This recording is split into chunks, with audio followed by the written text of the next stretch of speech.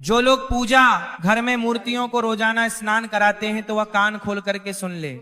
आज का यह विषय जितना गंभीर है उतना ही महत्वपूर्ण भी है, क्योंकि अक्सर हम भक्ति में कुछ ऐसे कार्य कर बैठते हैं जो हमें पुण्य के स्थान पर अनजाने में दोष की ओर ले जाते हैं। कई बार हमारी भक्ति बिल्कुल शुद्ध होती है, भावना बिल्कुल सच्ची होती है, लेकिन पूजा विधि में की गई एक छोटी सी भूल पूरे घर के वातावरण को प्रभावित कर देती है। इसीलिए आज इस वीडियो में हम पूजा घर और मंदिर से जुड़े उन सभी सवालों पर विस्तार से बात करेंगे जो लगभग हर भक्त के मन में कभी ना कभी जरूर आते हैं। क्या आपने कभी यह सोचा है कि हम रोज भगवान की पूजा तो करते हैं, लेकिन क्या हम सही तरीके से करते हैं? क्या मूर्तियों को रोज स्नान कराना वास्तव में आवश्यक है? क्या दीपक और घंटी को रोज धोना चाहिए या नहीं? क्या दीपक से अगरबत्ती जलाना पाप है? क्या एक ही कमरे में मंदिर रखना सही है? और यदि घर छोटा हो तो किन देवी देवताओं को विशेष रूप से सभी भक्तों को अपने पूजा मंदिर में जरूर रखना चाहिए, जानेंगे इस छोटी वीडियो के माध्यम से। तो कई लोग तो डर के कारण पूजा करते हैं। उन्हें लगता है कि अगर पूजा में थोड़ी सी भी गलती हो गई तो भगवान नाराज हो जाएंगे। वही कई लोग ऐसे भी होते हैं जो बिना किसी नियम के पूजा करते हैं, क्योंकि उन्हें लगता है कि भगवान तो भावना देखते हैं।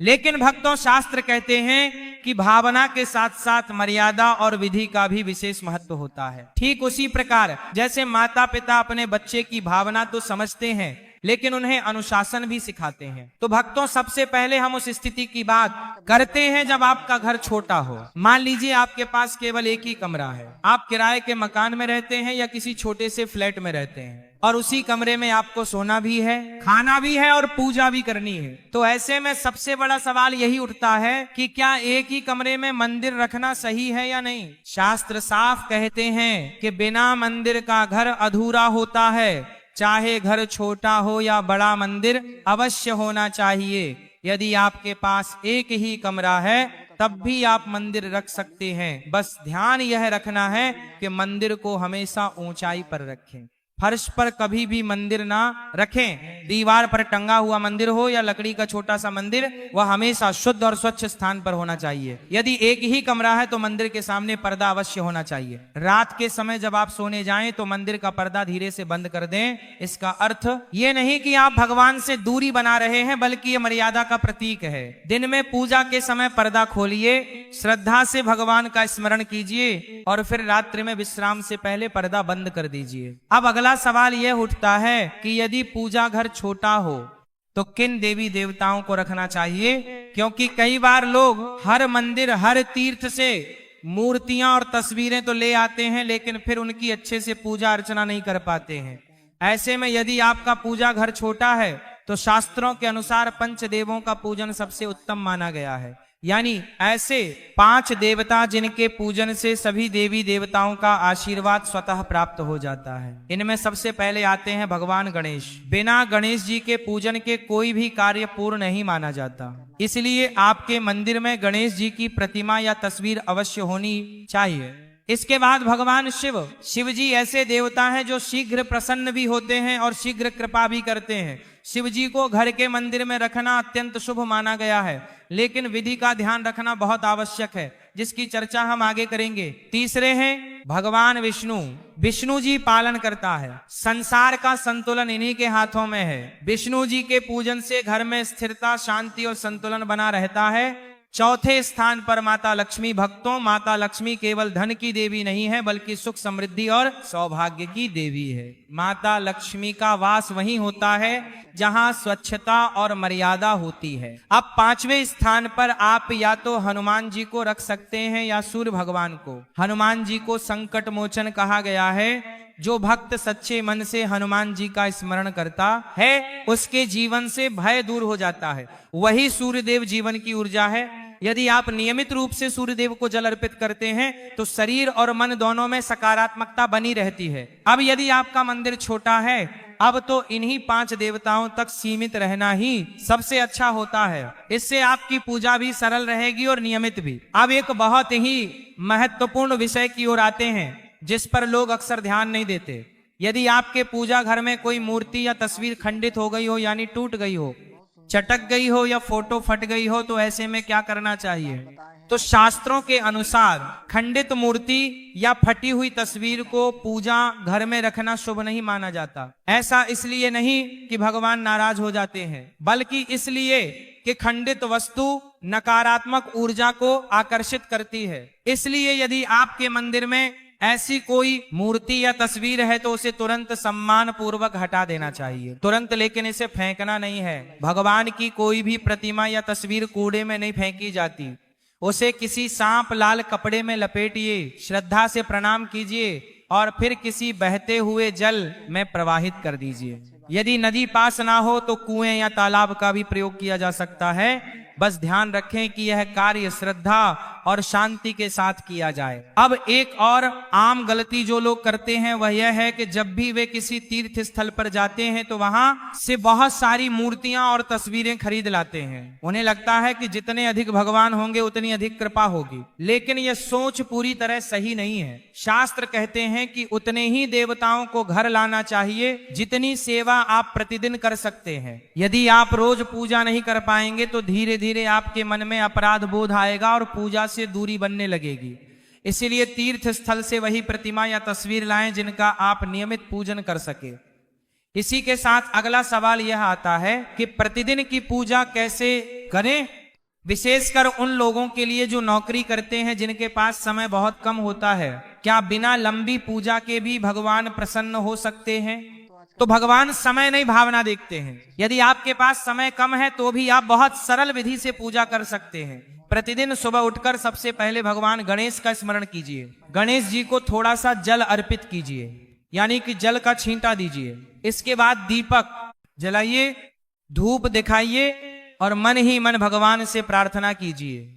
अब यह आवश्यक नहीं कि रोज लंबी आरती ही की जाए। यदि समय हो तो बहुत अच्छा, लेकिन यदि समय ना हो तो दीपक को भगवान के सामने 5 या 7 बार घुमा देना भी आरती के समान ही फल देता है।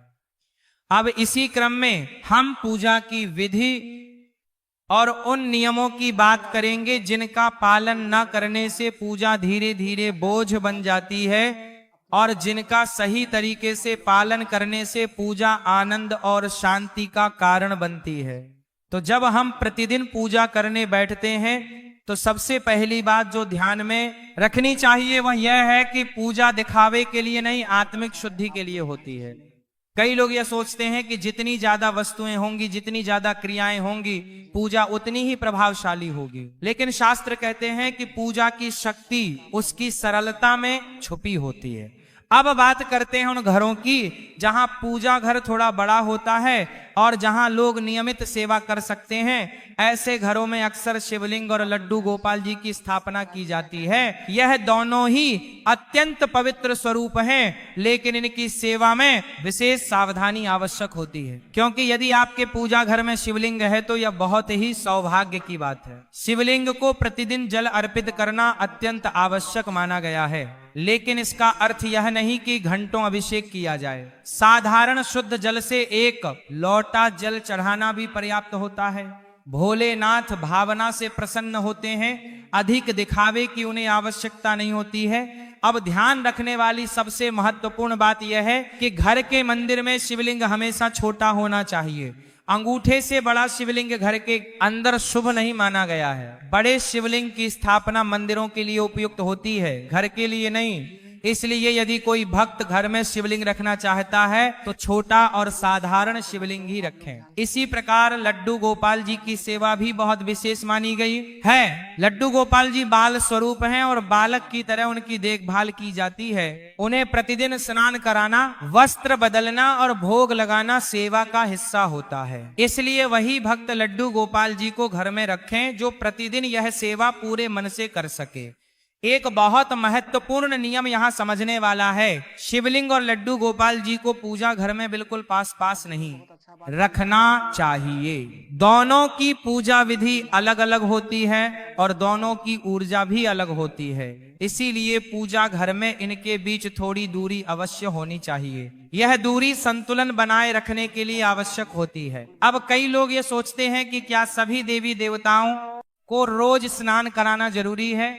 यहाँ पर एक बहुत बड़ा भ्रम दूर करना आवश्यक है। शास्त्रों के अनुसार सभी मूर्तियों और तस्वीरों को प्रतिदिन स्नान कराने की आवश्यकता नहीं होती। केवल कुछ विशेष स्वरूप ऐसे हैं जिनका अभिषेक आवश्यक माना गया है, जैसे शिवलिंग शालिग्राम जी और लड्डू गोपाल जी। इसके अलावा अन्य देवी देवताओं की तस्वीरों या मूर्तियों को केवल जल का हल्का सा छींटा देना या फूल अर्पित करना ही पर्याप्त होता है। कई लोग मूर्तियों को उठाकर पानी से धोते हैं, जिससे मूर्ति के खंडित होने का खतरा भी रहता है, इसलिए सावधानी बहुत जरूरी है। अब दीपक की बात करते हैं, क्योंकि दीपक पूजा का केंद्र होता है। दीपक केवल प्रकाश का साधन नहीं है तो बल्कि ज्ञान और चेतना का प्रतीक है। इसीलिए दीपक से जुड़ी छोटी छोटी बातें बहुत महत्व रखती हैं। सुबह की पूजा के समय दीपक को जल से धोना उचित माना गया है। इसका कारण यह है कि रात्रि की ऊर्जा को हटाकर नए दिन की शुद्धता को आमंत्रित किया जाए। इसलिए सुबह दीपक को धोकर उसमें नई बाती और तेल या घी डालकर दीपक जलाना चाहिए। लेकिन शाम के समय दीपक को जल से धोना उचित नहीं माना गया है। शाम को केवल सुबह की जली हुई बाती को निकालकर दीपक को उंगली से साफ किया जाता है और उसी दीपक में शाम का दीपक जलाया जाता है। यह नियम बहुत कम लोग जानते हैं, लेकिन इसका पालन करने से पूजा की शुद्धता बनी रहती है।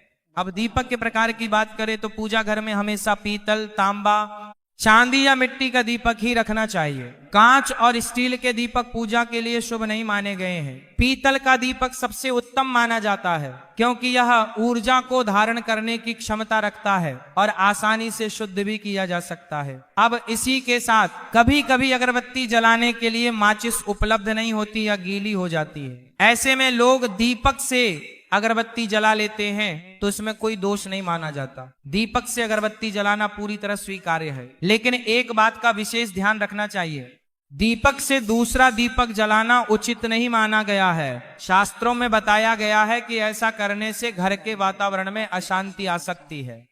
आप चाहे जितने दीपक जलाएं, लेकिन हर दीपक को अलग से जलाने का प्रयास करें। इसी के साथ जलते हुए दीपक को कभी भी फूंक मारकर नहीं बुझाना चाहिए। यह नियम बहुत छोटे हैं, लेकिन इसका पालन बहुत आवश्यक माना गया है। अब पूजा घर में जल रखने की परंपरा की बात करते हैं। पूजा घर में प्रतिदिन 1 लोटा जल रखना बहुत शुभ माना गया है। इसका अर्थ यह है कि मंदिर खाली नहीं रहना चाहिए। जल के साथ एक फूल डालकर उसे ढक कर रखें। अगले दिन उस जल को किसी पौधे में डाल सकते हैं, घर के मुख्य द्वार पर छिड़क सकते हैं या प्रसाद के रूप में उपयोग कर सकते हैं। लेकिन एक बात का विशेष ध्यान रखें, उस जल को कभी भी तुलसी जी के पौधे में ना डालें। यह शास्त्रों में वर्जित बताया गया है। अब पूजा घर में शंख का स्थान भी बहुत पवित्र माना गया है। शंख को केवल एक वस्तु समझकर नहीं रखना चाहिए। शास्त्रों में शंख को भगवान विष्णु का स्वरूप माना गया है। इसलिए यदि आपके पूजा घर में शंख है तो उसकी भी सेवा उतनी ही श्रद्धा से करनी चाहिए जितनी अन्य देवताओं की। शंख को कभी भी सीधे नीचे फर्श पर नहीं रखना चाहिए, उसे हमेशा किसी आसन या कपड़े पर ही रखना चाहिए। प्रतिदिन सुबह शंख में शुद्ध जल भरना चाहिए और यदि संभव हो तो उसमें एक फूल भी डाल देना चाहिए। जिन भक्तों के पास तुलसी दल उपलब्ध हो वे शंख पर तुलसी पत्र अवश्य चढ़ाएं। तुलसी माता और भगवान विष्णु का संबंध अत्यंत पवित्र माना गया है, इसीलिए शंख पर तुलसी दल अर्पित करना बहुत शुभ फल देता है। अब बात करते हैं भोग की। कई लोग इस विषय में बहुत भ्रम में रहते हैं कि क्या हर देवता के लिए अलग अलग भोग लगाना आवश्यक है या नहीं। सामान्य दिनों में सभी देवी देवताओं के लिए एक ही भोग पर्याप्त माना गया है। थोड़ी सी मिश्री फल या जो भी घर में सहज उपलब्ध हो वही भोग के रूप में अर्पित किया जा सकता है। भोग की मात्रा नहीं, भावना महत्वपूर्ण होती है। इसी के साथ विशेष अवसरों पर जैसे एकादशी, पूर्णिमा या किसी व्रत के दिन आप चाहे तो विष्णु भगवान और हनुमान जी के लिए अलग से भोग लगा सकते हैं। और भोग लगाते समय घंटी बजाना बहुत शुभ माना गया है। घंटी की ध्वनि से वातावरण शुद्ध होता है और मन एकाग्र होता है। लेकिन घंटी बजाने का अर्थ यह नहीं कि बहुत तेज या लंबे समय तक बजाया जाए। हल्की और मधुर ध्वनि ही पर्याप्त होती है। अब एक बात का विशेष ध्यान रखना चाहिए, एक बार चढ़ाए गए फूलों को दोबारा धोकर फिर से नहीं चढ़ाना चाहिए। फूल एक बार अर्पित हो जाते हैं तो वे पुनः प्रयोग के योग्य नहीं रहते। हाँ, बेल पत्र को आप धोकर दोबारा अर्पित कर सकते हैं, यह विशेष रूप से शिव जी के पूजन में मान्य है।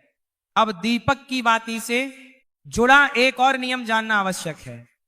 प्रतिदिन पूजा के बाद जो जली हुई या बची हुई बातियां रह जाती हैं, उन्हें इधर उधर नहीं फेंकना चाहिए, उन्हें किसी एक पात्र में एकत्र करते रहे। जब बातियां अधिक हो जाए तो उन्हें एक साथ जला देना चाहिए। ऐसा करना शुद्धता और सम्मान दोनों का प्रतीक माना गया है। अब उन लोगों की बात करते हैं जिनके पास समय बहुत कम होता है, जो सुबह जल्दी निकल जाते हैं और शाम को थके हुए लौटते हैं। ऐसे भक्तों के लिए पूजा को सरल रखना ही सबसे उत्तम मार्ग है। सुबह उठकर केवल दीपक जलाना, भगवान को प्रणाम करना और मन ही मन धन्यवाद कहना भी पर्याप्त होता है। लंबी विधियों में उलझकर यदि पूजा छूट जाए तो वह लाभ के बजाय मानसिक बोझ बन जाती है। अब एक महत्वपूर्ण विषय की ओर आते हैं, एक सत्य जो विशेषकर माताओं और बहनों से जुड़ा होता है। मासिक धर्म के समय पूजा के नियमों को लेकर बहुत भ्रम रहता है। शास्त्रों के अनुसार इन दिनों में पूजा पाठ और मंदिर के कार्यों से विराम लेना चाहिए। यदि घर में कोई अन्य सदस्य पूजा कर सकता है तो उनसे पूजा करवाई जा सकती है। यदि ऐसा संभव ना हो तो इन दिनों में केवल नाम जप करना सबसे उत्तम माना गया है। भगवान का स्मरण मन से भी किया जा सकता है, इसमें कोई दोष नहीं होता। इन दिनों में स्वयं पर कोई मानसिक दबाव नहीं बनाना चाहिए। अब पूजा के बाद आरती की बात करते हैं। यदि आपके पास समय है तो आरती अवश्य करें। आरती करने से पूजा पूर्ण होती है और मन को संतोष मिलता है। लेकिन यदि समय का अभाव हो तो केवल दीपक को भगवान के सामने 5 या 7 बार घुमा देना भी पर्याप्त माना गया है। तो यदि आप इन छोटी छोटी बातों का ध्यान रखेंगे तो आपका पूजा घर केवल एक स्थान नहीं रहेगा, बल्कि वह ऊर्जा का केंद्र बन जाएगा। वहां बैठते ही मन शांत होगा, विचार स्थिर होंगे और जीवन में धीरे धीरे सकारात्मक परिवर्तन आने लगेंगे।